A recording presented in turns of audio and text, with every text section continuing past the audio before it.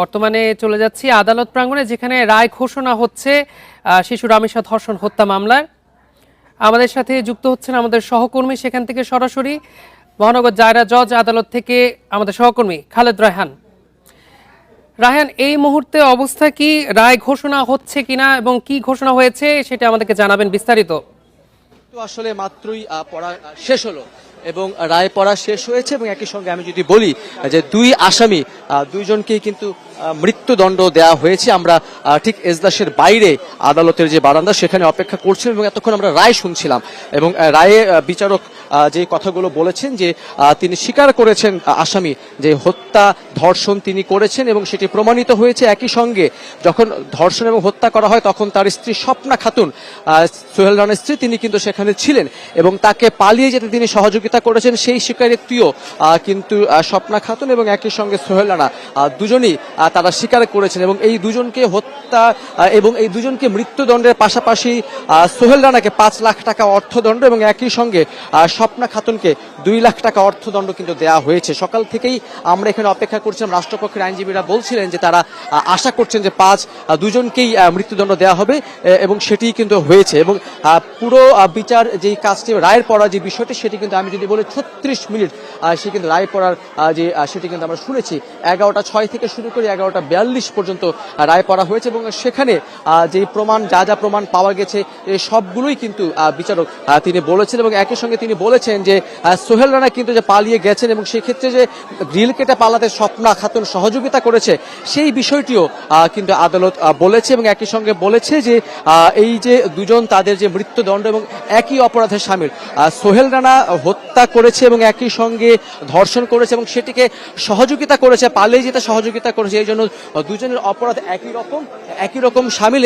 এইটিকে বিবেচনায় করেই দুজনকেই কিন্তু মৃত্যুদণ্ড দেয়া হয়েছে এবং এই যে বহুল কাঙ্ক্ষিত যে রায় সেটির জন্য কিন্তু আসলে দেশবাসী অপেক্ষা করছিল। সব মিলে ঘটনার পর থেকে এখন পর্যন্ত 20 দিন এর মধ্যেই এই যে রায় সেটি কিন্তু করে শোনানো হলো এবং আদালতের পক্ষ থেকেও কিন্তু বেশ কিছু কথা বলা হয়েছে এবং যা ঘটনা ঘটেছে মোটামুটি 36 মিনিট আদালত সেগুলো কিন্তু বর্ণনা করেছেন। পুরো ঘটনাটি বলেছেন কিভাবে ঘটনাটি ঘটেছে এবং কি স্বীকার করেছেন আসামি, কি স্বীকার করেছেন সেই বিষয়গুলো কিন্তু তিনি বলেছেন এবং একই সঙ্গে তিনি বলেছেন যে যেই মূল আসামি রয়েছে সোহেল রানা, তিনি যখন পালিয়ে যান তখন তার স্ত্রী চাইলে তাকে আটকাতে পারত। তিনি মাদকাসক্ত ছিলেন এবং মাদকাসক্ত থেকে তিনি এই ধরনের কাজ করেছেন। তার স্ত্রী তাকে সেদিকে না আটকে বরং তাকে পালাতে সহযোগিতা করেছে।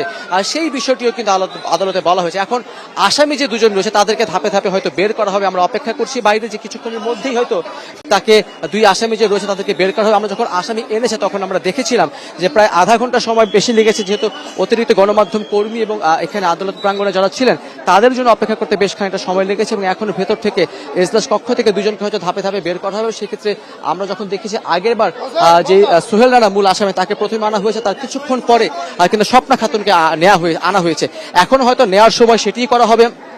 দুজনকে একসাথে হয়তো নেওয়া হবে না, কারণ দুজন কিন্তু দুটি কারাগারে আছেন এবং দুজনকে দুটি প্রিজন ভ্যানে করে কিন্তু এখান থেকে নিয়ে যাওয়া হবে।